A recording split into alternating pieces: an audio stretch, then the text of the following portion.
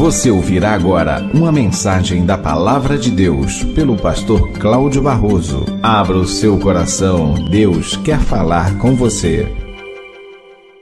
No livro do Apocalipse, capítulo 3.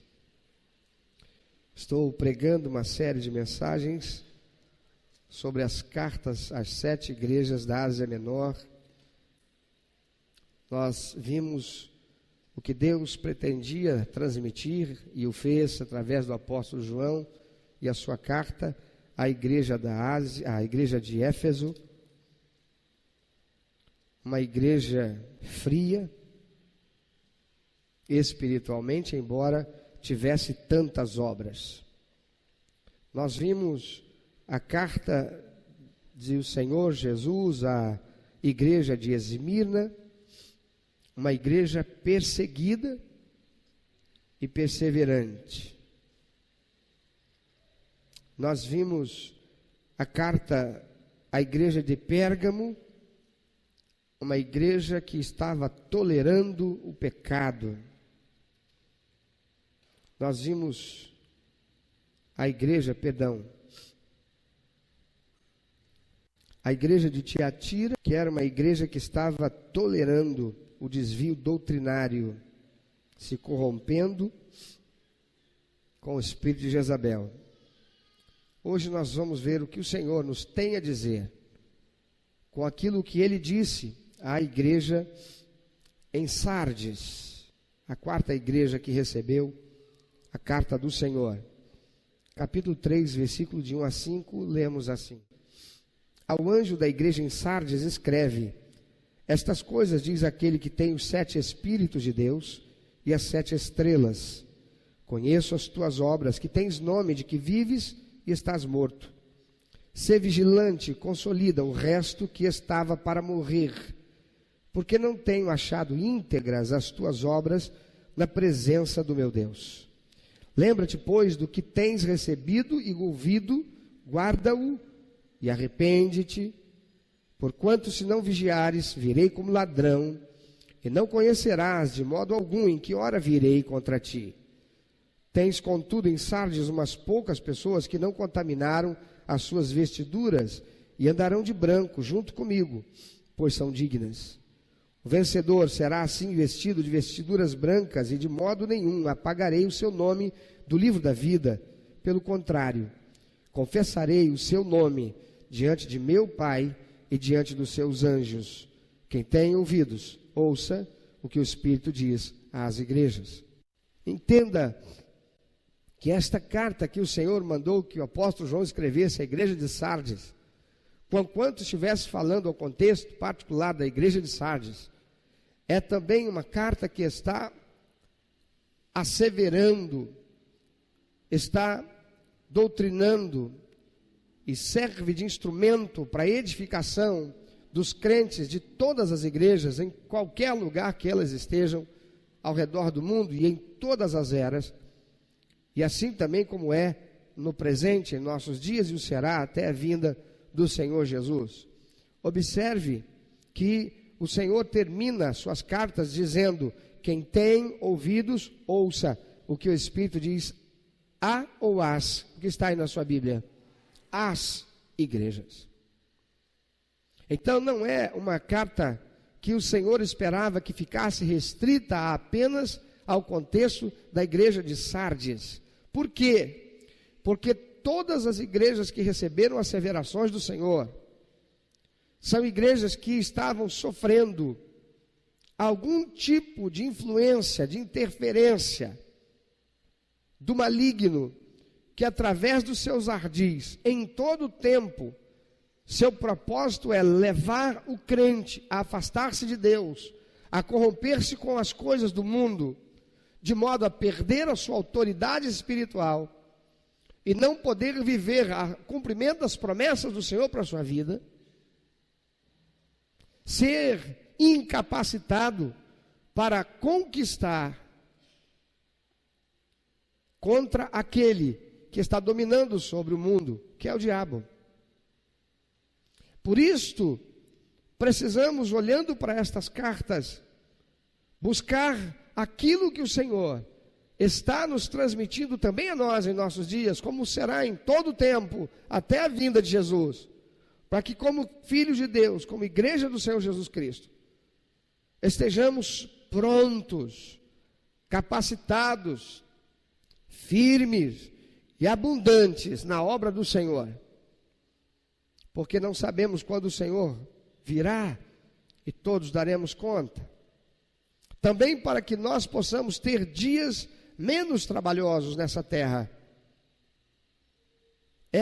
O crente, aquele que faz diferença, ou deve fazer, onde quer que ele esteja, razão pela qual o Senhor Jesus disse que nós somos, ou devemos ser, o sal para a terra corrompida pelo pecado, a terra que está eivada de males, e luz para iluminar o caminho de todos aqueles que estão perdidos e precisam encontrar a salvação em Cristo Jesus.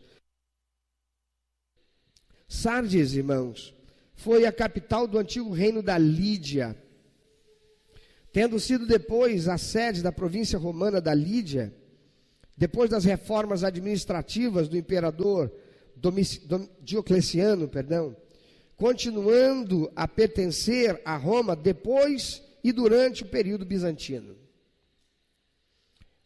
Sardes localizava-se no fértil vale do rio Hermo e no sopé do íngreme monte Timolo, distante cerca de 34 quilômetros ao sul daquele curso d'água. A importância da cidade era devida ao seu poderio militar, a sua relevante localização ligando o mar Egeu ao interior e situar-se num vale fértil por causa dessa fonte de água. Esta cidade se orgulhava pelas indústrias de lã e de tinturaria e por ser o centro de culto a Cibele, uma deusa de religião de mistério, considerada a mãe dos deuses, cuja imoralidade e degeneração eram notáveis, porque fazia parte do seu culto também algumas orgias. No versículo 1, lemos o Senhor dizendo através do apóstolo João: estas coisas diz aquele que tem os 7 Espíritos de Deus. Como eu já tenho dito, o Senhor, ao longo de toda a revelação bíblica, usou de muitos elementos de figura de linguagem, mas também de elementos proféticos, com significados proféticos. O que é, ou quem é esses 7 Espíritos de Deus? O número 7, nós sabemos, é frequentemente usado na Bíblia para designar plenitude, perfeição, algo completo, algo acabado, algo que não carece de nada mais. A palavra de Deus diz que o Senhor em 6 dias formou o mundo e no 7º descansou, ele completou a sua obra. O Senhor Jesus diz que o homem não deve perdoar 7 vezes, mas 70 vezes 7. Quando ele é perguntado quantas vezes devemos perdoar o homem, 7 vezes. Por que 7? 7 é um número que tem esta representação, algo completo, algo total. Aquilo que é total, aquilo que é completo, né? Aquilo que é perfeito. E no contexto desse texto que está sendo apresentado à igreja de Sardes, nesse contexto particular é uma referência ao Espírito Santo. Portanto, estas coisas diz aquele que tem os 7 Espíritos de Deus. Quem é que está dizendo? Esta coisa diz, ou estas coisas diz. Quem está dando a João a ordem para escrever a igreja? O Senhor Jesus. Então, estas coisas diz aquele, quem? Jesus, que tem os 7 Espíritos de Deus. Ele tem o Espírito Santo. Ele é Deus com o Espírito Santo e com o Pai. E as 7 estrelas, já vimos também. As 7 estrelas são as 7 igrejas, os pastores daquelas igrejas. As 7 estrelas são, portanto, estas 7 igrejas e seus pastores, elas tinham uma importância significativa dentro do contexto geográfico em que elas se encontravam. E que estas igrejas, elas eram igrejas que tinham um potencial extraordinário para a disseminação do Evangelho e influenciar o seu mundo, de modo que o Evangelho de Cristo graçasse em meio aos perdidos e Jesus se tornasse Senhor deles. Mas estas igrejas estavam enfrentando, cada uma na sua particularidade, algumas situações muito difíceis. Diferente do que acontece nas cartas às igrejas de Éfeso, Esmirna, Pérgamo e Tiatira, em que Cristo começa a carta apontando o que via de bom na igreja, e depois então ele chamava a atenção da igreja quanto àquilo que estava errado. Para a igreja de Sardes, o Senhor manda João começar a carta fazendo uma severa asseveração, uma reprovação, dizendo: conheço as tuas obras, que tens nome de que vives, mas estás morto. Jesus está dizendo: você é uma igreja que morreu. Você é uma igreja que está morta. Diferente de Éfeso, que o Senhor chamou a atenção por ser uma igreja fria, essa aqui é uma igreja morta. Deus inicia denunciando aquela igreja por sua frieza e insensibilidade. Ele diz: conheço as tuas obras, que tens nome de que vives, mas estás morto. O problema, queridos, na igreja de Sardes não era a heresia, mas a morte espiritual. Apesar da sua reputação de ser uma igreja ativa, uma igreja que cresceu, Sardes estava infestada com pecado. Suas ações eram más, suas roupas eram sujas. O Senhor não tinha palavras de elogio para aquela igreja. Por isso ele já começa chamando atenção, colocando o dedo na ferida e mostrando aquilo que era o pecado dessa igreja. Ele diz para aquela igreja: sua aparência é muito boa. Você tem uma aparência muito bonita. Quem olha para você diz: rapaz, mas que igreja, hein? Ah, mas eu queria ser daquela igreja, hein? Ah, se a minha igreja fosse assim, ó, a gente para, tem um monte de gente, olha só que igreja. Olha que prédio. Olha quanta beleza no culto. Mas ela estava morta espiritualmente. Amados, como há igrejas assim em nossos dias. Amados, como temos encontrado isso em todo canto que vamos. Quantas seriam as igrejas de Sardes em nosso dia? É uma igreja que tem aparência, é uma igreja que tem atividade, mas é uma igreja que está morta. Ela não está morta no tocante à liturgia, não. Ela tem uma liturgia alegre. Ela tem uma liturgia que atrai. Ela tem beleza plástica e estética, mas ela está morta. É o que o Senhor está dizendo. Apesar da aparência boa, ela estava corrompida no seu interior. Embora Jesus tenha chamado Sardes de igreja morta, queridos, ele ainda afirma o reconhecimento de que, apesar disso, lá no meio dela, havia aqueles que lhe eram fiéis e permaneciam fiéis. O verso 4 ele diz: tens contudo em Sardes umas poucas pessoas que não contaminaram as suas vestiduras e andarão de branco junto comigo, pois são dignas. Mas antes ele diz: não tenho achado íntegras as tuas obras na presença do meu Deus. Mas ele, enfim, menciona: apesar de você ser assim, tem uns poucos crentes fiéis no seu meio. Amados, Jesus gosta de enfrentar e derrotar a morte. Aquela era uma igreja que estava morta, mas Jesus não desistiu dela. Olha para quem está ao teu lado, diz: você pode estar morto para Deus. Você pode estar afastado do Senhor. Você pode estar afastado da igreja.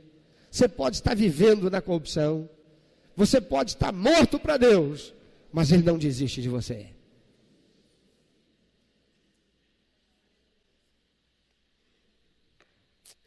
Irmãos, Jesus gosta de enfrentar e derrotar a morte. E eu quero falar agora com você que está me assistindo pelo YouTube, por um canal de comunicação audiovisual, você que está me ouvindo aqui, que pertence a alguma outra igreja, ouça isso. Se você se encontra em uma igreja como a de Sardes, morta, certifique-se de que você está preservando a sua fidelidade com o Senhor.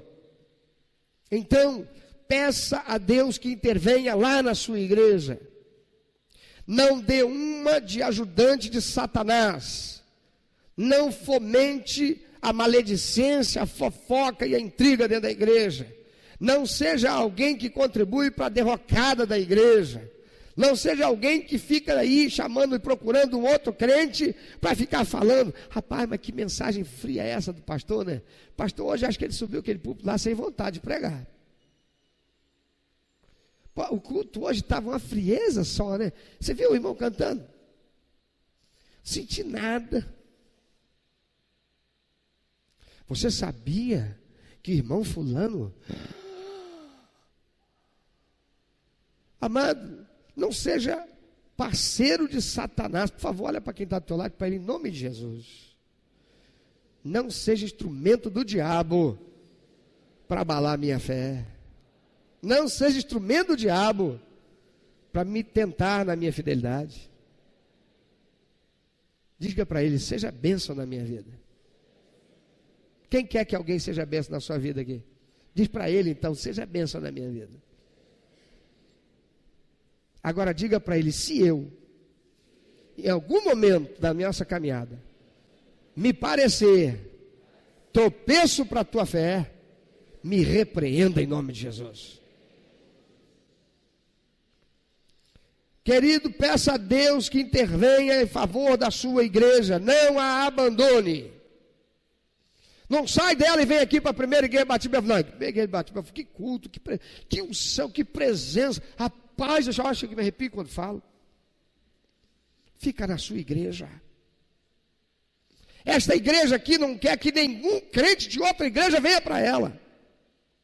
Recebemos crentes de outras igrejas que por necessidade, mas não porque a igreja está com problema, por outras razões, mudou para cá, passou a morar próximo, ficou mais distante, dificuldade para estar permanecendo na membresia daquela igreja, mas não porque a sua igreja está fria, não porque a sua igreja está com problema, não porque a sua igreja está passando por uma crise. Permaneça lá, seja você a coluna que Deus vai usar para sustentar essa igreja pela fé e a sua oração que vai ser ouvida.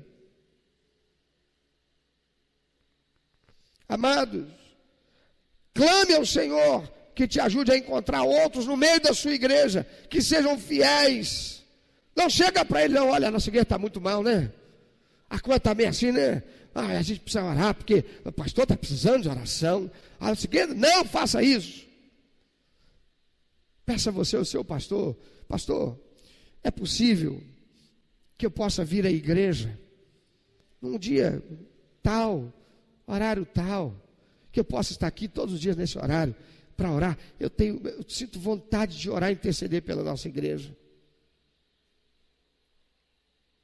Mas digamos que até ele dissesse: mas não temos zelador, precisa ter um zelador para abrir. Você não precisa ir para a igreja. A palavra do Senhor diz que Ele vai ouvir aquele cujo coração estiver contrito e que se volta para Ele com sinceridade. Diz a palavra do Senhor: um coração quebrantado e contrito o Senhor não despreza. Ele vai ouvir a tua oração, Ele vai ouvir o teu clamor, Ele vai ouvir. Seja você um instrumento de Deus para provocar um reavivamento nessa igreja. Não a abandone. mas seja um instrumento de Deus para guerrear contra as hostes espirituais da maldade que estão agindo em meio ao ambiente celestial, que é a sua igreja. O verso 3 diz: lembra-te, pois, do que tens recebido e ouvido, guarda-o e arrepende-te, porquanto se não vigiares, virei como ladrão, e não conhecerás de modo algum em que hora virei contra ti. Lembra-te, pois, do que tens recebido e ouvido, guarda-o e arrepende-te. Você pode dizer junto após a mim: receber, ouvir, guardar, arrepender. Agora vamos colocar isso na ordem: ouvir, receber, arrepender e guardar. O que é que o Senhor está dizendo aqui? Ele está dizendo assim: não seja crente pato. Você lembra o que é um crente pato? Vou te lembrar. O pato é aquele animal que você, o tempo inteiro que você o vê, ele está comendo e defecando. Quem já viu? Quem já foi na roça? É o tempo todo. Ele come e defeca, come e defeca, come e defeca. O tempo todo ele come. Mas ele tem uma outra característica. Ele come em qualquer lugar. Se você jogar milho aqui, ele come o milho aqui. Mas se você pegar um milho e jogar e o milho cair, o caroço tiver uma vala de água poluída, fezes, correndo aqui a céu aberto, e o grão de milho cair lá, ele vai enfiar o bico dele lá, e vai tocar aquele troço, e vai pegar o grão, e vai comer assim mesmo. O pato, ele come em qualquer canto, em qualquer lugar, meu amado. Ele procura alimento em qualquer lugar. Mas tudo que ele come, ele põe para fora, e é rápido. E Deus não nos chamou, e o Senhor Jesus não nos chamou de crentes patos. Ele não disse: vocês são os meus patos. Ele disse: vocês são minhas ovelhas. Ovelha é singela. Ovelha não come em qualquer lugar. Ovelha come onde o pastor a leva para comer. Ovelha, ela não come qualquer coisa. Ela come apenas aquele vegetal, a grama, o pasto. Ela não come qualquer coisa. Ela come aquilo que o seu pastor lhe dá. A ovelha não come logo, defeca. A ovelha come, põe na boca, mastiga, vai para o estômago, mastiga, vai para o estômago, até ela encher o estômago. Quando ela enche o estômago, depois que encheu, volta tudo devagarinho para a boca. E tudo que foi para o estômago tem que voltar e passar na boca de novo, porque ela é ruminante. Olha para quem está ao teu lado, vê se tem cara de pato. Pergunta para ele, faz um som aí para eu ouvir. Pede aí. Pede para fazer um som aí qualquer. Vê se é o que vai sair aí.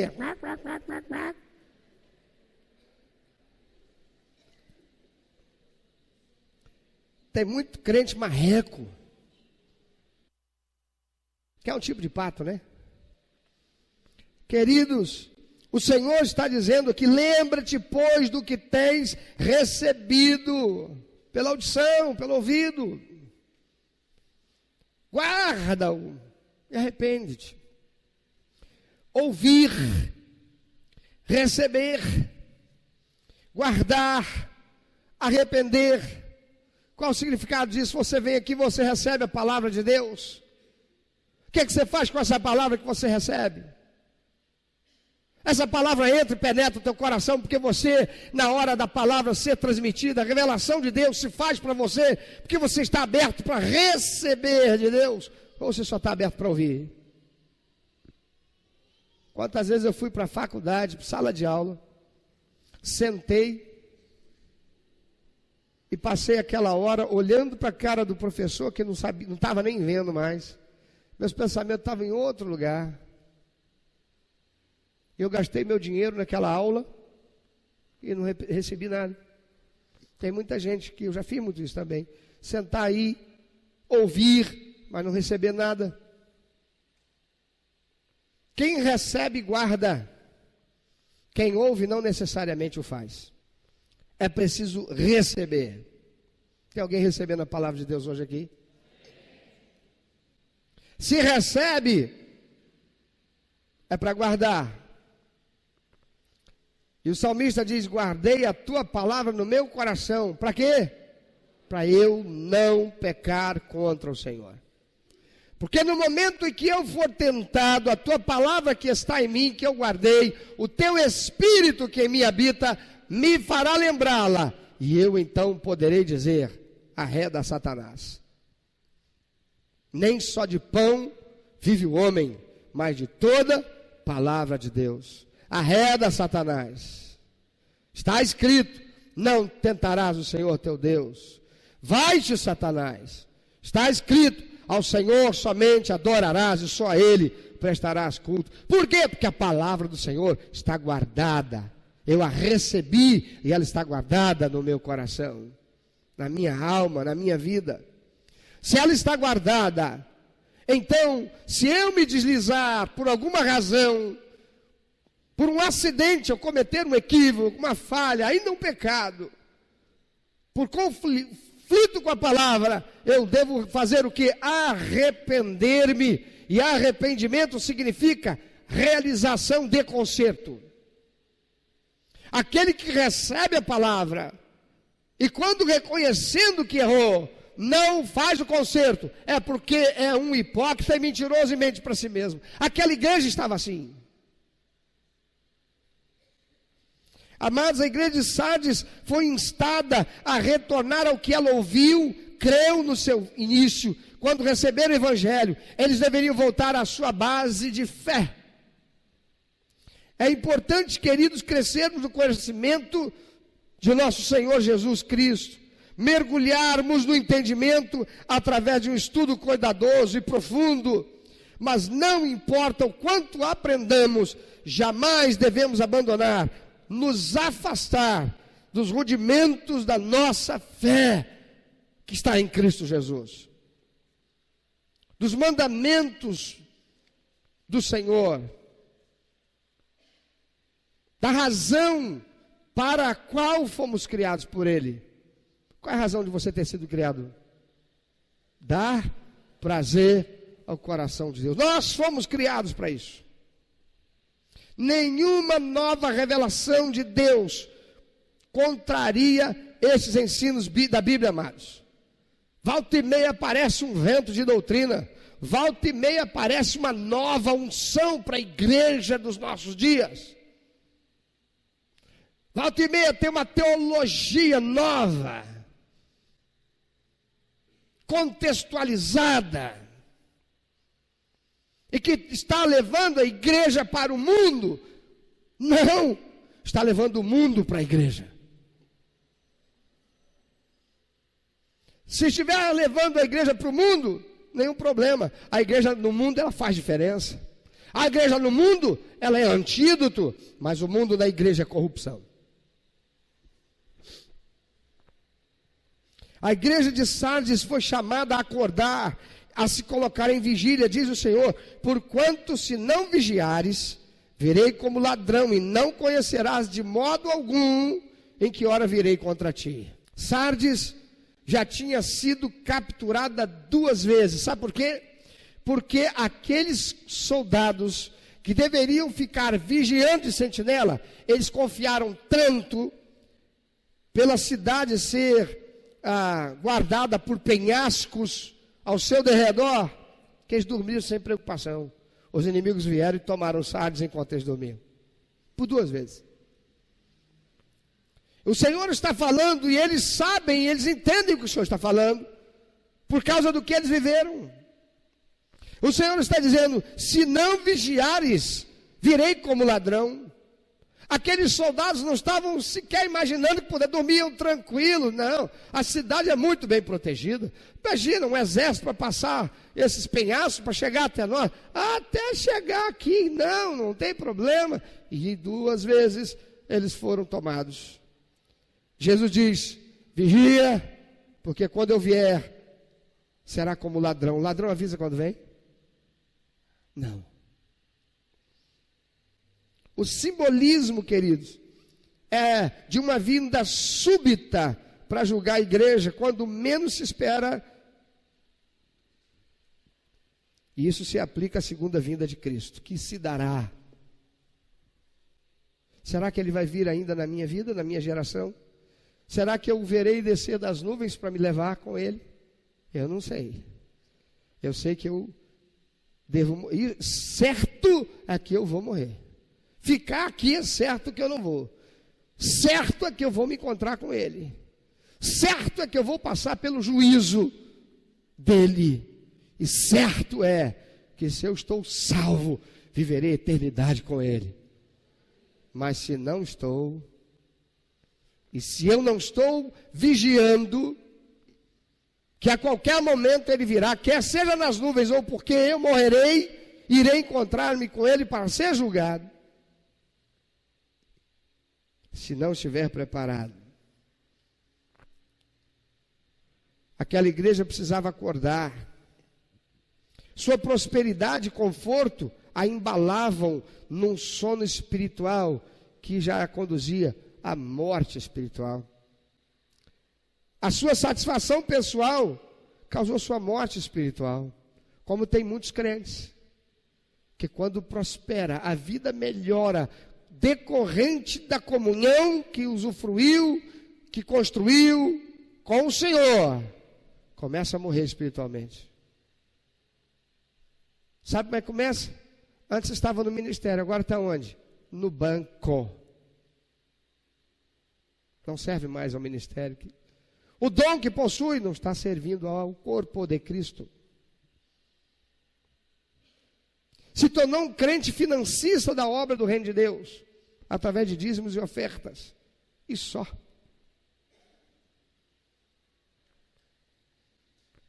Mas permanece no conforto da sua satisfação. A igreja de Sardes estava assim, cheia de gente assim. Eles não só se afastaram do ensino dos apóstolos, amados, mas não estavam mais na fé e no evangelismo. Diga fé e evangelismo. Olha para quem está perto de você, quem está próximo de você, e pergunta para ele: a sua fé em Cristo Jesus, na palavra de Deus, tem movido você a levar alguém para Jesus?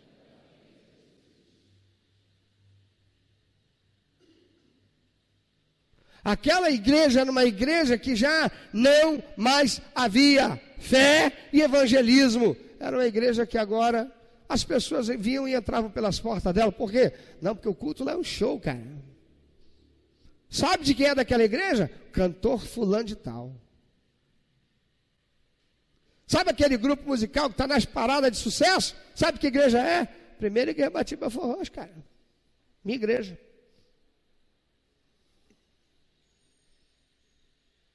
Evangelismo, zero. Ninguém se movia para ganhar o outro para Jesus. Não se movia para falar de Jesus para o seu vizinho. Não se movia para a obra de missões. Não havia evangelismo. Crentes mortos. Não mais serviam uns aos outros com compaixão. Ele tinha o carro dele, mas o carro dele era dele. Ah, mas tem um irmão ali que não veio à igreja. Ele, não veio não. Sabe que eu nem não tenho? Uma igreja onde não havia mais compaixão de uns com os outros. Não havia mais unidade em amor. Você está vigiando? Você está alerta? Jesus está vindo.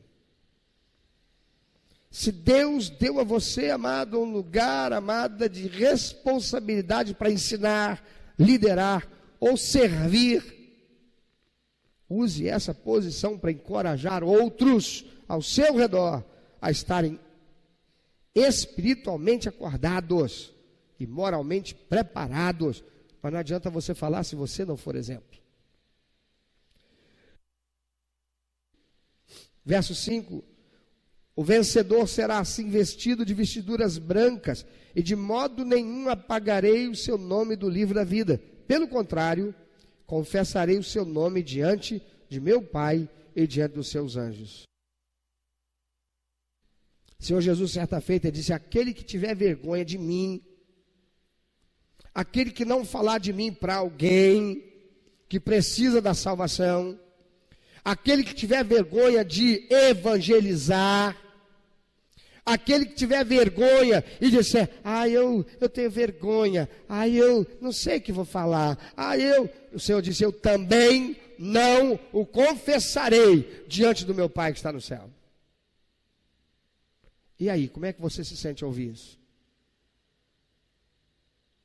Nada? Nem um arrepio? Nem um incômodo? Nem um constrangimento? Já ouviu isso tantas vezes e isso não te incomoda? É porque você está cumprindo isto? Aquela igreja não estava. Muitos naquela igreja não estavam. Ou estavam focados no seu mundinho, no seu problema pessoal, ou estavam abastados e confiantes e tranquilos, vivendo a sua vida de prosperidade. O que vivia problema e crise, tudo era focado e voltado somente para a sua situação. Não tinha expressão de fé e não havia evangelismo. Por quê? Está tudo errado, meu mundo caiu e me fez ficar assim. E o outro?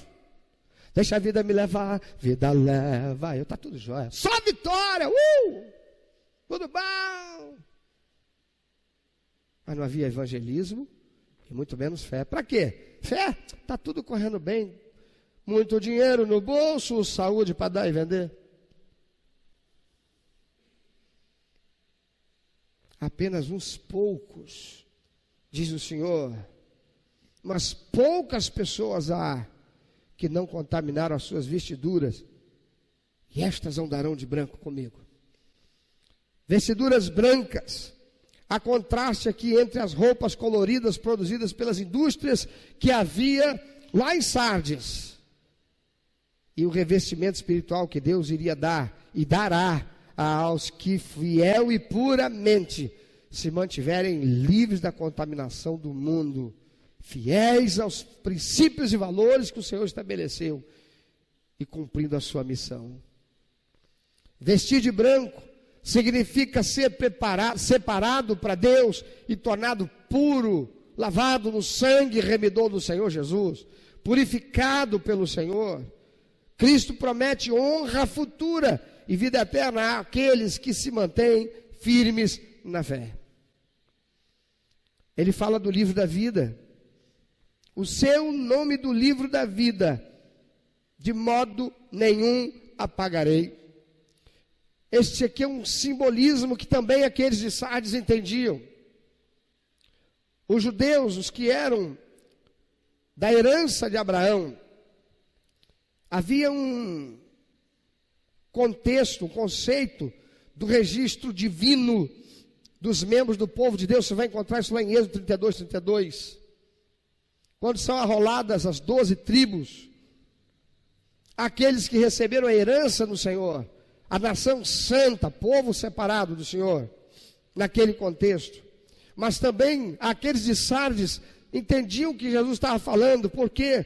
Porque esse mesmo conceito existia no Império Romano, em que todo cidadão ele era registrado, nada diferente do que é hoje. Quem aqui tem uma carteira de identidade expedida por um órgão oficial do governo federal? Todo mundo? Mas aqueles que tinham seu nome registrados lá nos anais da cidadania do Império Romano, eles poderiam ter a qualquer momento seu nome apagado e perderiam a sua cidadania. É possível um cidadão brasileiro perder a sua cidadania, sim ou não? Sim. O que o Senhor Jesus está dizendo é que ele, uma vez escrevendo o nome daquele que a ele sinceramente recebeu como único, eterno, suficiente Salvador e Senhor, e que por isso mesmo persevera, mas não abandona, não se afasta, não se deixa levar pelas coisas desse mundo, não se ufana, não se permite viver no regalo das coisas conquistadas, ainda que porque tenha manifestado fé e o Senhor o tenha abençoado. Estes perseverarão, porque o seu nome nunca será retirado do livro da vida. Aleluia! Quem está salvo? Tem muito crente que vai tomar um susto, hein? Tem muita gente que é membro da igreja, o nome está escrito no rol de membro da igreja, batizado, membro de ministério, tudo lá, mas quando chegar no dia do juízo, vai ter uma surpresa. Por quê? Porque uma coisa é ser crente, batizado e membro da igreja, outra coisa é ser salvo, outra coisa é ter verdadeiramente recebido a Jesus como seu Senhor. Quem recebe Jesus como seu Senhor tem aliança e compromisso. Quem recebe Jesus como seu Senhor sabe o sacrifício que foi pago para a sua salvação e não se deixa acomodar e a se acostumar e a se tornar insensível à realidade de que o nosso Salvador sofreu terrivelmente para que nós, que somos miseráveis, indignos da salvação, sem nenhum mérito, somente por tê-lo recebido crendo nele, fomos salvos. Por isso, mantenha a sua vida em vigilância, para não pecar, não desonrar o Senhor, e ser fiel cumpridor da missão que o Senhor deixou, buscar e salvar os que estão perdidos. Você tem tido fé, e por isso também você tem sido um evangelista.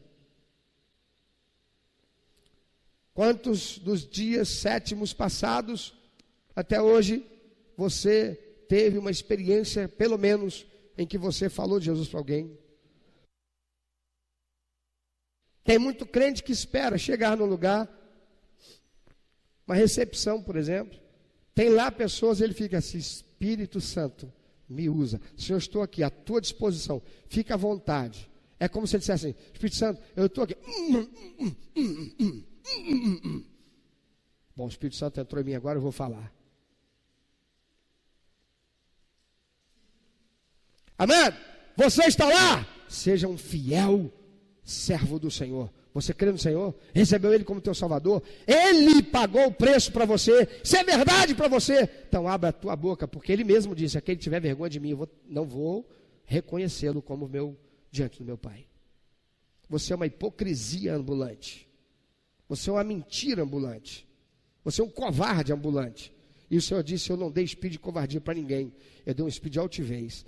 Pode ser que você, querido, esteja vivendo essa realidade, então que você precisa se converter. Você pode ter sido batizado, ser membro da igreja, quem sabe dessa aqui. Você precisa de verdade se converter. Você foi convencido, não se converteu, porque quem se converteu é nova criatura. Tem o Espírito Santo. Bom, já que é assim, então não tem Espírito Santo, com licença, estou indo embora, não vai ter jeito. Pastor falou, não tem Espírito Santo, para que eu vou ficar aqui? Isso mesmo, o inverno te espera. Muita gente já saiu da igreja por causa disso. Já que é assim, eu não vou ser hipócrita, né? Já que é assim, então comamos e bebamos, que amanhã morreremos mesmo, então vamos para o mundo. Eu vi isso várias vezes. Eu reconheço, é mesmo, verdade. Quer saber, pastor? Verdade mesmo. Eu sou uma mentira, eu sou uma desgraça. Quer saber, pastor? Desista de mim. Tchau, pastor. Faz o que eu quiser. Não volto mais não. Se quiser, tira meu nome da Bíblia, da hall de membro da igreja. E fui. E foi. E alguns desses eu nunca mais vou encontrar, nem no céu. Porque vão morrer e vão para o inferno. Não faça isso.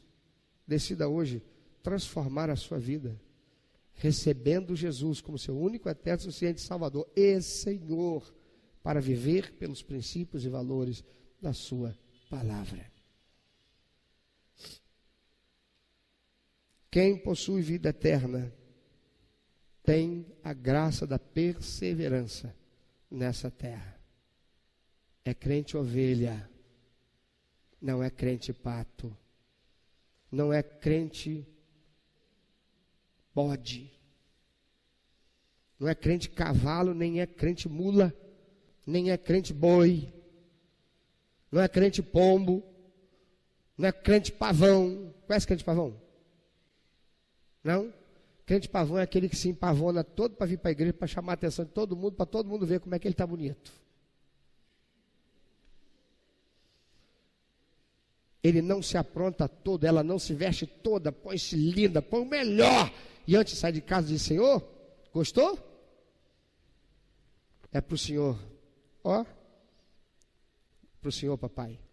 Hoje eu vou lá na igreja, eu quero dar o meu melhor para o Senhor. Não só por essa roupa bonita que eu estou vestindo para o Senhor. A mulher se veste, a menina se veste, lindamente esperando. Ela penteia o cabelo, coisa que ela não fez 3 dias na semana.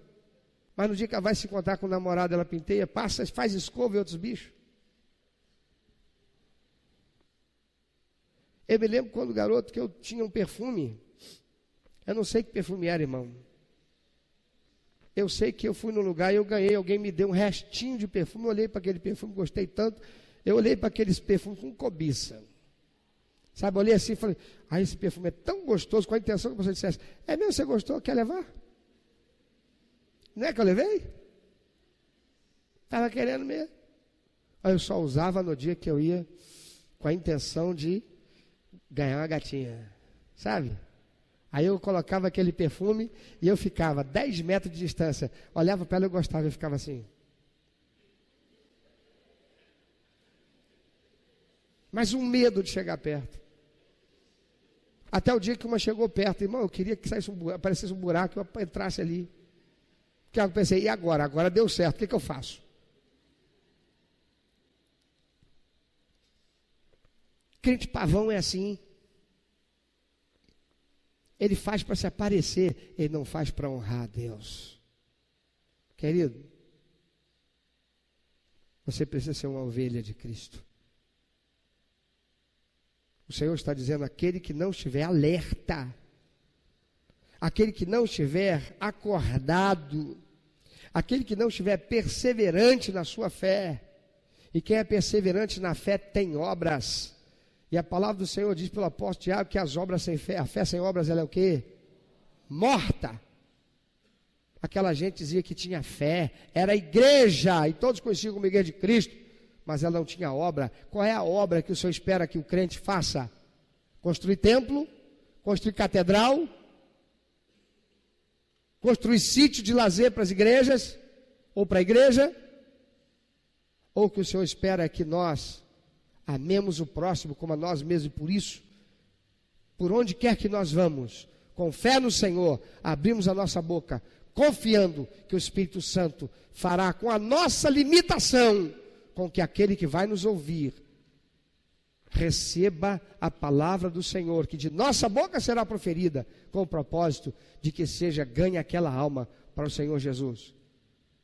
A grande comissão e o grande mandamento. A igreja de Sardes era uma igreja que estava morta. Eu quero te perguntar, da parte de Deus, você está vivo? Então pensa sobre isso. Uma igreja cheia de atividade. Uma igreja num lugar próspero. Uma igreja que dizia que era uma igreja viva. Como muitas igrejas hoje no Brasil estão dizendo. Como muitos estão dizendo que o Brasil é o país do avivamento. Avivamento é o país do inchaço. Aquilo que aconteceu na nossa política, economia, no nosso ambiente político econômico recentemente. Saímos de um momento de uma bolha de prosperidade, de um inchaço de prosperidade, para uma explosão de miséria e desgraça. Por quê?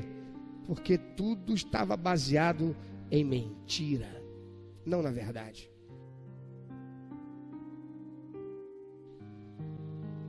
E hoje nós estamos sofrendo as consequências disso. Até bem pouco tempo o Brasil era visto por povos lá de fora. O presidente Barack Obama olhou para o Lula e vai responder ele e falou: "This is the man." Esse é o cara. Esse é o cara que na América Latina todo mundo corre para ouvi-lo, porque ele é presidente do Brasil e a economia do país está indo de vento em popa. Mal sabia ele que as coisas estavam, como é que as coisas estavam sendo feitas, maquiadas, hipocrisia.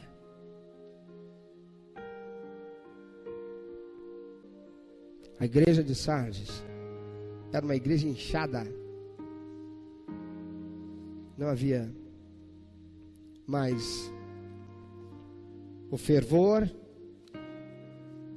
e as obras que o confirmavam.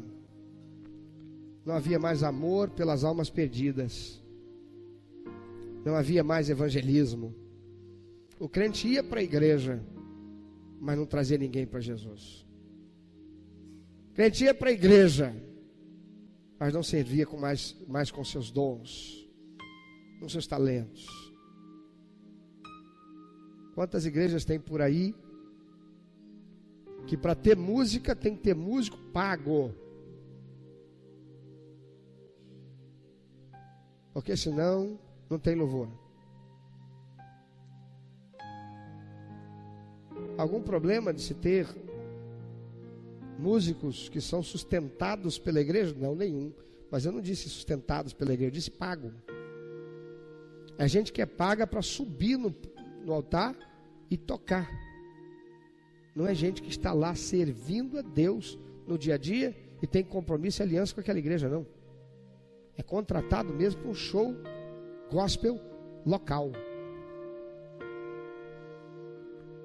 Há muitos que estão por aí usando o seu talento musical para fazer nome. Eu recebo de vez em quando mensagens no WhatsApp, no Facebook, no e-mail, dizendo: "Pastor, estou à disposição, hein? Quando quiser me chamar para cantar na sua igreja, fique à vontade. Mas para vir aqui para cantar, eu vou ter que pagar." "Pastor, mas a palavra de Deus não diz lá que justo é o trabalhador de ser remunerado pelo seu trabalho?" Sim, mas não pelo show. Isso aqui é igreja, é culto. O cara vem aqui, canta 4, 5, 6, 8, 10 músicas que seja, e quer levar um cachê que é mais que o meu sustento de um mês inteiro trabalhando 24 horas quase a serviço da igreja. O que é isso? Falta amor. O amor está nas coisas. É um pseudo amor pelo evangelho. Eu não posso aceitar isso como verdade.